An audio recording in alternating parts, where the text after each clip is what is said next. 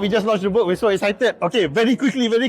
Why is this book so important? Okay, I'm impressed with the book because it is a quick guide, for the SMEs especially to build their own brand, And in this book is so kiranya very friendly, easy to use, very colorful, very interesting, and I believe it will not be something like a textbook to the SMEs, but they can actually really use it.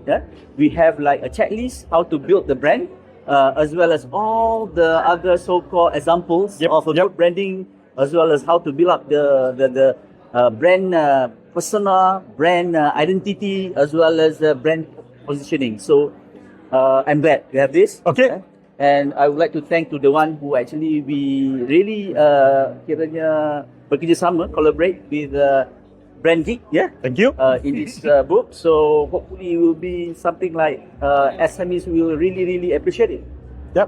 So don't forget to get your copy. Kalau tak dah habis, kita buat reprint Boleh, kita reprint and we will update. Okay, definitely update, we will update the contents. The contents as well. Okay. Alright, thank you, InsyaAllah. Thank you, Cik Rizal. Alright, thank Okay. you so much.